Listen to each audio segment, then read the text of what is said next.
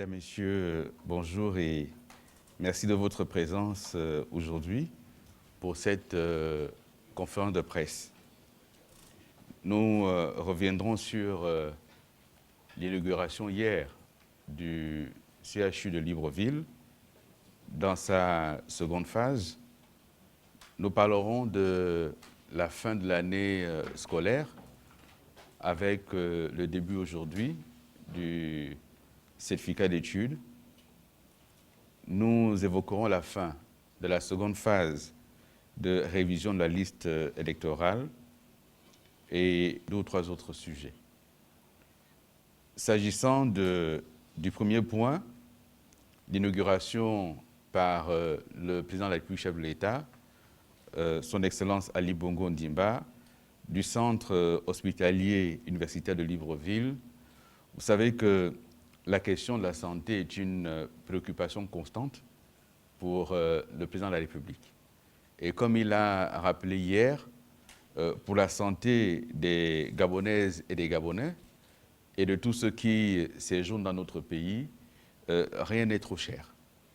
Et c'est pour cela que la modernisation des structures de santé qui a été engagée est aujourd'hui en cours d'achèvement et l'inauguration hier de la deuxième phase de construction du nouvel hôpital de Libreville, le CHU de Libreville, participe de cette volonté du chef de l'État de mettre à la disposition des populations gabonaises des structures hospitalières de qualité, des structures qui répondent aux attentes des populations, mais également des plateaux techniques aux normes internationales. D'ailleurs, les praticiens eux-mêmes interrogés disent leur satisfaction devant cet outil qui leur a été dédié et qui est dédié aux populations gabonaises. C'est une structure qui s'établit sur une large superficie, 22 000 mètres carrés, pouvant accueillir 150 000 personnes. Et aujourd'hui, il y a 9 unités d'hospitalisation supplémentaires avec une capacité d'accueil qui passe de 420 lits à 696 lits. 3 nouvelles salles de chirurgie, un service de soins intensifs, une unité de radiologie de dernière génération. La livraison de cette structure hospitalière, comme nous venons de le dire, participe à compléter l'offre de santé dans notre pays, mais principalement à compléter le maillage au niveau de la ville de Libreville, qui, comme chacun le sait, abrite un nombre important de populations. Cette structure de santé va également permettre de réduire le nombre de cas d'évacuation sanitaire dans la mesure où un certain nombre d'examens et un certain nombre de traitements pourront être appliqués directement à Libreville désormais et au CHU, qui a également, comme vous le savez, vocation à contribuer à la formation. Indépendamment de cette inauguration, vous savez que dans quelques semaines, il y aura également l'inauguration du CHU d'Ovendo et dans quelques mois, d'ici à la fin de l'année, l'inauguration du CHU Mère-Enfant Jeanne Ebory. S'agissant des examens de fin d'année scolaire dans notre pays, il faut noter le début aujourd'hui, 1er juin 2016, des épreuves écrites du certificat d'études primaires et qui prendront fin demain, le 2 juin. Je voudrais rappeler que par rapport à cet examen, il y a 47 000 de nos enfants qui vont passer l'examen et ils se répartissent en 269 centres de composition pour 13 centres de correction. Je voudrais également indiquer que le ministère de l'Éducation nationale a pris toutes les dispositions pour que rien ne vienne troubler le déroulement des épreuves du CEP. La semaine prochaine, ce sera le brevet d'études du premier cycle qui aura lieu entre les 7 et 10 juin, avec plus de 34 000 candidats. Je voudrais également préciser qu'une cellule a été mise en place pour vérifier et veiller à ce qu'il n'y ait pas de fraude aux examens. Toujours sur des éléments engagés, nous avions annoncé la seconde révision de la liste électorale au Gabon et à l'étranger, une seconde phase qui a débuté le 28 mai et qui prend fin aujourd'hui même, le 1er juin 2016. Après la révision du mois de mars dernier, on a ajouté 5 jours pour permettre à un certain nombre de personnes dont les spécificités ont été rappelées de pouvoir se faire enrôler. Il s'agit principalement des Gabonais dont l'inscription ou la radiation aura été ordonnée par une juridiction compétente. Il s'agit également des compatriotes du secteur public, parapublic et privé qui ont fait l'objet d'une mutation ou d'une mise à la retraite, ainsi que bien entendu leurs familles qui, en l'occurrence, bénéficient de l'accès à la révision. Il s'agit également des citoyens qui ont eu 18 ans après le 2 mars et des personnes régulièrement inscrites dont le nom n'est pas apparu sur la liste. Les équipes du ministère de l'Intérieur qui donc s'étaient déployées sur le terrain pour cette opération regagneront Libreville à partir de demain et ainsi de suite pour pouvoir désormais consolider toutes les données et produire une liste électorale définitive. À ce stade, ce que l'on observe, c'est que l'engouement est faible pour cette phase de révision.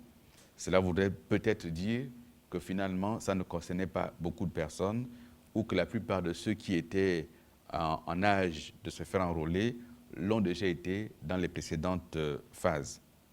Un autre point que je voudrais évoquer avec vous ce matin, suite au préavis de grève déposé au cabinet de Madame le ministre de l'Enseignement supérieur et de la Recherche scientifique par le Syndicat national des enseignants et chercheurs, SNEG, et dont la principale revendication portait sur le paiement des vacations. Des négociations ont été ouvertes le 18 avril dernier entre cette corporation syndicale et la tutelle. Au cours de ces négociations, il est ressorti que les exercices budgétaires 2015 et 2016 prévoyaient un montant global à payer qui s'élevait à 4 milliards 140 millions 74 035 francs CFA et répartis ainsi qu'il suit. Au titre des arriérés 2015, 1 milliard 440 millions 465 650 francs.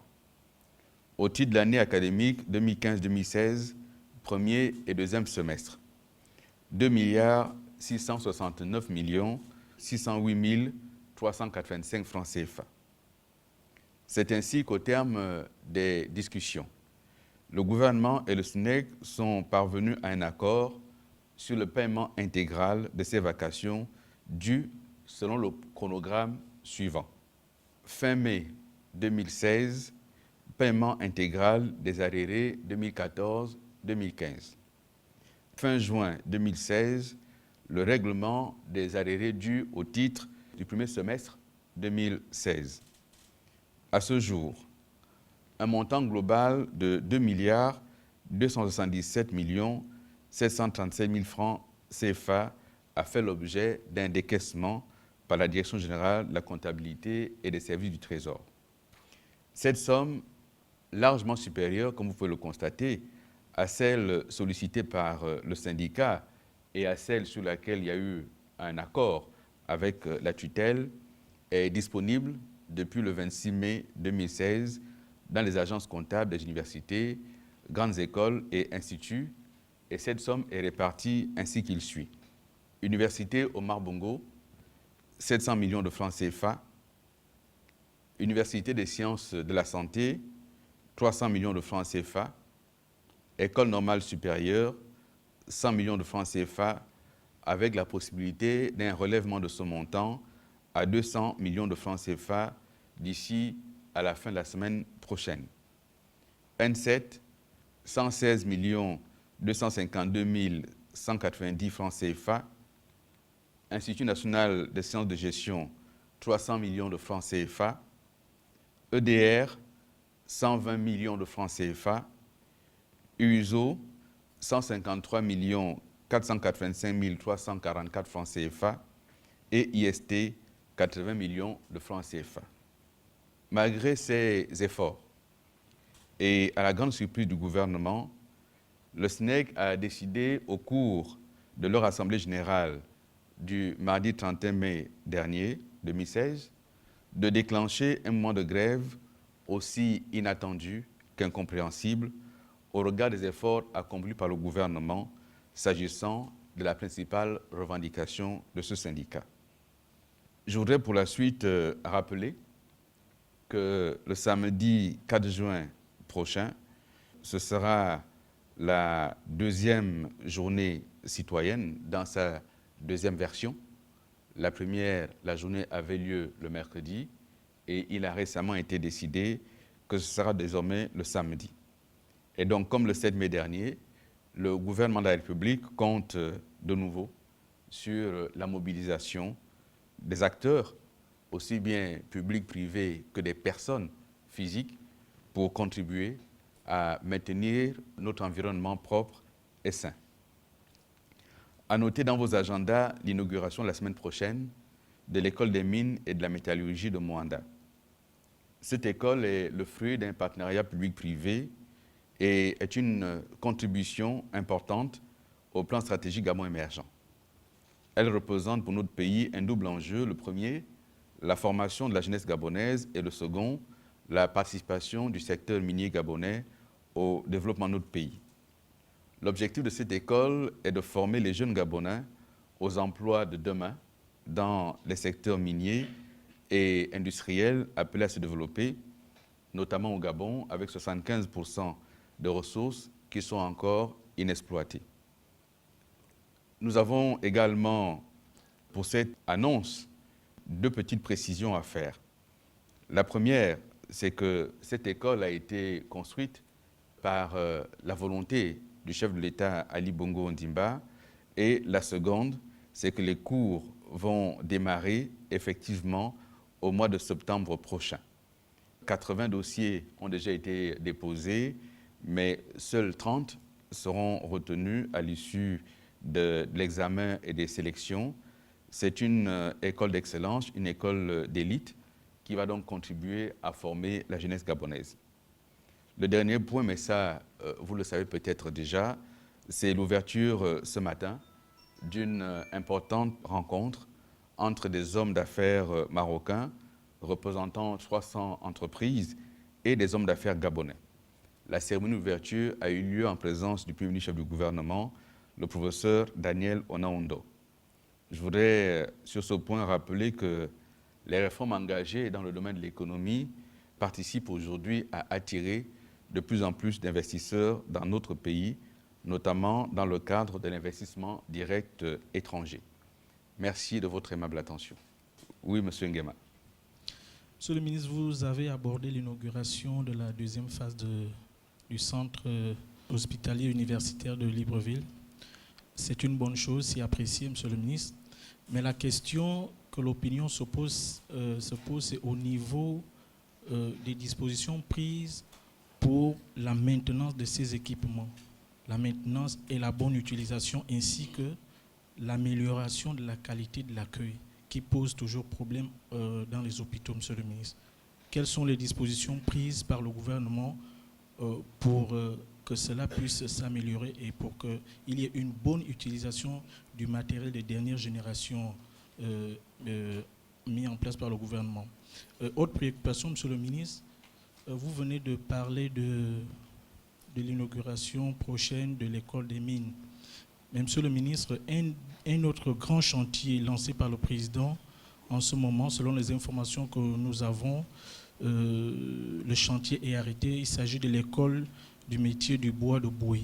Selon les informations, les travaux sont arrêtés bientôt 8 mois. Le gouvernement est-il au courant de cette situation? Merci. Il faut éviter les questions domestiques, monsieur. Naturellement que le gouvernement est au courant de cette situation. Revenons à votre première question. C'est une préoccupation. Et hier, pendant l'inauguration, aussi bien dans l'intervention du directeur général du CHU de Libreville, le docteur Baye, que dans l'intervention du vice-premier ministre, ministre en charge de la Santé, Paul Biya-Yogamba, cette préoccupation est revenue. Il y a nécessité effectivement de mettre en place des mécanismes pour entretenir l'outil. Il y a nécessité d'améliorer la qualité du service, la qualité des soins. Et j'ai regardé hier une émission sur Gabon Télévision et je pense que c'est une préoccupation qui est revenue très longuement et sur laquelle le directeur général du CHU de Libreville a pris un certain nombre d'engagements. Déjà, il nous a indiqué que des agents sont déjà en formation. D'autres ont été formés et dans les prochaines semaines, il y aura encore des sessions de formation. Les formations concernent l'utilisation des équipements. Ces formations concernent également l'amélioration de la qualité d'accueil. Et il y avait un syndicat sur le plateau et le responsable du syndicat a lui-même reconnu qu'il y a lieu effectivement de faire des efforts dans ce sens. Mais ça concerne tout le monde. Ça concerne l'agent qui accueille que celui qui va à l'hôpital comme patient et qui doit aussi justement accepter d'être patient pour être accueilli dans de bonnes conditions.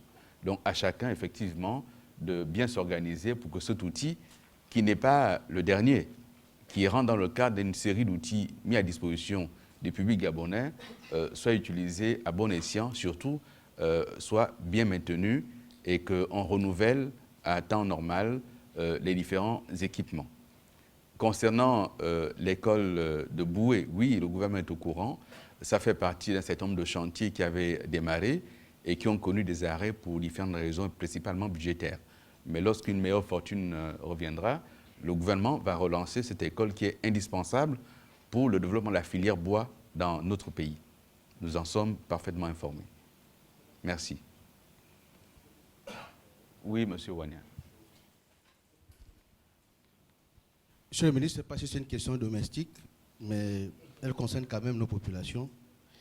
En sillonnant certaines capitales provinciales de l'intérieur du pays, il y a à peine 10 jours, nous avons constaté que la question d'insalubrité se pose avec acuité.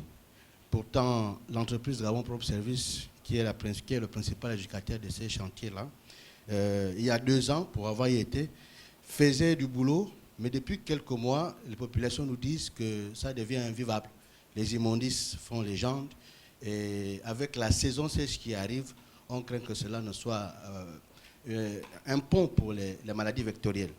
À votre niveau, que se passe-t-il dans les voiries ou alors le traitement des ordures à l'intérieur du pays? La deuxième préoccupation, c'est au niveau des infrastructures sanitaires, qui, on peut l'avouer et le reconnaître, c'est une réussite avec tous les hôpitaux qui sont sortis de terre et ceux qui ont été réfectionnés avec du matériel de haute gamme.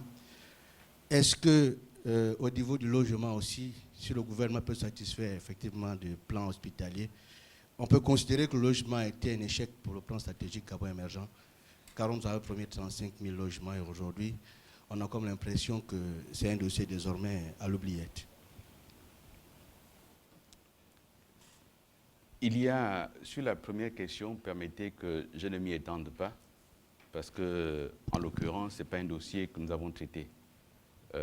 La question de la salubrité de nos villes se pose depuis très longtemps et Libreville, grâce au chef de l'État et à son implication, a réussi à trouver une voie avec notamment une société qui s'est dédiée et les efforts sont appréciables.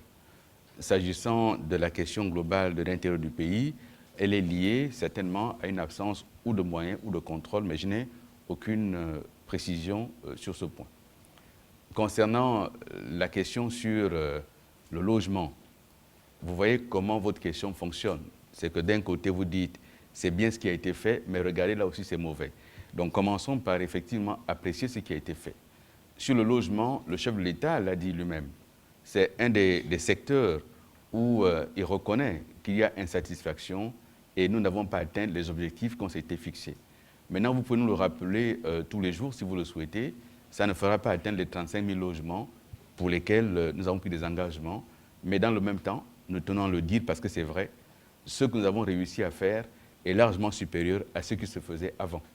Maintenant, le ministre en charge du dossier, lorsque vous l'aurez en face de lui, vous donnera plus de détails. Il est vrai que nous n'avons pas atteint les objectifs qu'on s'était fixés dans ce domaine, mais dans d'autres, les objectifs sont atteints. Et on pourra en parler le moment venu. Oui. Merci, Monsieur le ministre. Je voudrais revenir sur cette question de santé au moment où le chef de l'État vous venez d'inaugurer le plus grand hôpital de la capitale. J'ai entendu lors d'une rencontre politique un responsable dire qu'aucun village dans ce monde n'est mauvais, ce sont les hommes. Et à l'hôpital général, je tiens à insister sur la question de la qualité du service. Que là-bas, ce sont les hommes. Parce que ceux qui ont des moyens sont vite reçus. Et ceux qui n'en ont pas, ils attendent longtemps, c'est des rendez-vous. Et à l'hôpital, celui qui présente le document, la CNAMGES, il est assimilé à un provocateur de médecins. Donc, à ce niveau-là, qu'est-ce que l'État compte faire dans le cadre de la sensibilisation et la moralisation des blouses blanches? Parce qu'on se rend compte qu'eux aussi, quand ils entrent en grève, parce qu'ils attendent, ils voudraient de meilleures conditions de vie et de travail. Or, la maladie n'a pas de rendez-vous. C'est ma première question. Qu'est-ce que l'État va faire après le matériel? La question des hommes qui sont là-bas. Et puis, il y a une autre... vous n'aimez pas qu'on pose des questions sur le Parti démocratique gabonais. Vous êtes l'un des membres et c'est le parti au pouvoir. Sur le terrain, ce parti au pouvoir, la principale force politique du pays, a un maillon qui s'est défait, mais qui utilise la main du parti et mêmes images, donc même photo. Et les Gabonais spéculent en disant, au regard de ce qui se passe, que comme si David serait en train de défier Goliath, malgré le refus qui a été fait par les responsables du parti d'utiliser le logo du parti, ils le font. Et la question est celle de savoir si ce ne serait pas assimilé à une provocation de David à Goliath. Bon, sur votre première préoccupation, nous devons conjuguer nos efforts. Ceux qui travaillent à l'hôpital, ce sont des Gabonais. Ceux qui se rendent à l'hôpital pour se faire soigner, ce sont des Gabonais. Et il faut donc un terrain d'entente. L'État forme des personnels, paie donc pour la formation. L'État affecte les personnels, l'État paye les personnels. Et l'État met à disposition des équipements pour soigner les Gabonais. Si des mauvais comportements se poursuivent, les journalistes, la presse, doit les dénoncer. Faites des reportages, indexez les gens, dites tel jour à telle heure il s'est produit tel événement, mettez cela à nu. Ça va aider la société à évoluer. C'est aussi votre rôle, pardonnez-moi, je ne veux pas faire la leçon, mais c'est un rôle que nous devons partager. D'un côté, le gouvernement continue à former, à sensibiliser, mais la presse doit nous aider à sensibiliser et, le moment venu, à dénoncer certaines dérives, certains mauvais comportements. Nous devons tous nous impliquer, mais ça ne sert à rien d'aller faire des bagarres à l'hôpital. Il faut dénoncer les mauvais comportements et il faut savoir féliciter également lorsque les choses se passent bien. S'agissant de votre seconde question, le Parti démocratique gabonais en son temps a saisi les tribunaux et une décision a été prise. Et si des gens persistent, là, cette fois-ci, c'est la justice qui est défiée et le parti agira en connaissance de cause et en conséquent. Mais dans tous les cas, il n'y a pas là-dedans de David ou de Goliath. Il y a là-dedans l'état de droit. Il est toujours déplorable que ceux qui proclament se battre pour l'état de droit soient les premiers à violer l'état de droit et à le mettre à mal. Donc il faut que les gens soient exemplaires. Ça veut dire respecter une décision de justice. C'est un minimum demandé à chaque citoyen et a fortiori aux donneurs de leçons. Merci, Monsieur le ministre, porte-parole. Ma question concerne l'un des pans de votre ministère. Pardon? Quand vous êtes l'un des pans du ministère que vous dirigez, lorsque vous êtes arrivé, vous avez initié des réformes. Et l'une des réformes consistait à inviter tous les journalistes, tous les hommes et les femmes des médias, à déposer des demandes de cas de presse. Une commission a été organisée à cet effet avec plusieurs dossiers. Mais jusqu'à aujourd'hui, les journalistes attendent toujours les conclusions de cette commission. Qu'en est-il exactement pour livrer du bon grain? Merci. Bon, d'abord, la question de la carte de presse, ce n'est pas une réforme que moi j'ai initiée. La carte de presse est inscrite dans le code de la communication, de même que la commission. Là-dessus, nous n'avons fait qu'activer un mécanisme prévu par la loi. La commission a travaillé, C'est Madame, je crois, Rosine Melougué qui présidait cette commission. Elle a travaillé, elle a livré ses conclusions. J'ai vérifié et aujourd'hui, les cartes sont en train d'être imprimées. Elles vont être distribuées bientôt. Elles sont déjà chez l'imprimeur. Elles seront distribuées dans les prochains jours, voire prochaines semaines. Pardon? Mais ne doutez pas que ça à quoi nous nous engageons, nous le réalisons. Nous comprenons, mais il fallait vérifier qu'on ne la donne pas à des gens qui ne la mériteraient pas. Et il ne fallait surtout pas qu'on donne un spécimen de signature à l'imprimeur pour qu'ensuite, lui, il la délivre, délivre la carte à des gens qui ne l'ont pas sollicité. Donc, on a voulu mettre des garde-fous. Oui, M. Mandoukou. Oui. On prend 2 dernières questions. Oui. Merci, Monsieur le ministre. Dernièrement, un membre de l'UPG a été arrêté à son domicile. Jusqu'aujourd'hui, rien n'est filtre sur les raisons de son arrestation. Que lui reproche-t-on? Moi, je ne sais pas. Vous savez, C'est qui?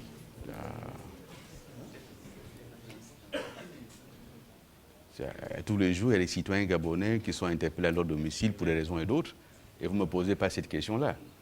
Donc, il n'est pas arrêté parce qu'il est membre de l'UPG, n'exagérons rien. Que voulez-vous qu'on ait arrêté un membre d'un parti politique? Il ne représente pas un danger en soi pour le pays.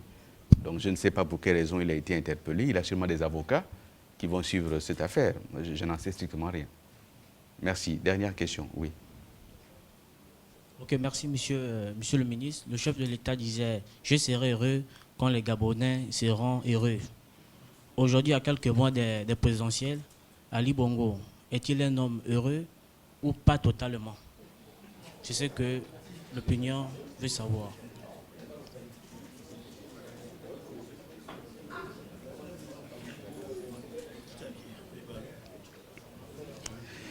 Vous savez, le chef de l'État a prononcé cette phrase et c'est une réalité.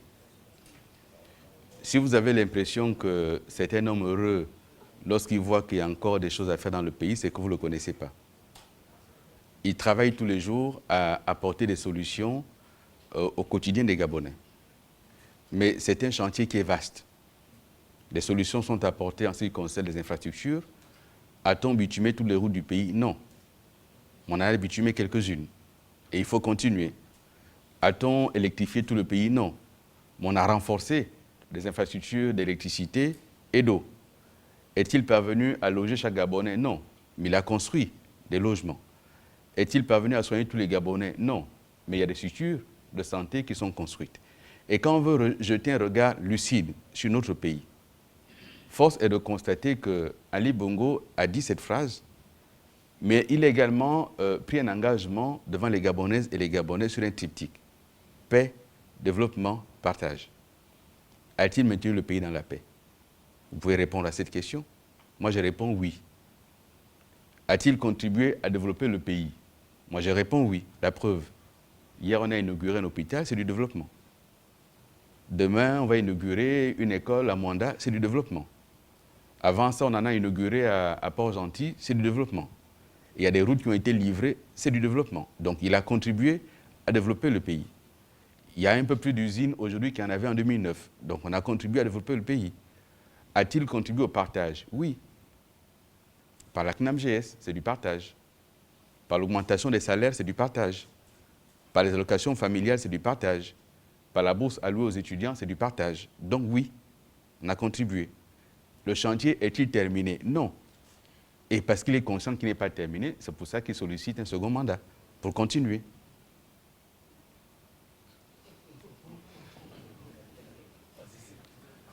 Merci de votre aimable attention. Ah, c'est vous qui avez ouvert la question, c'est pas moi. Merci de votre attention. À bientôt.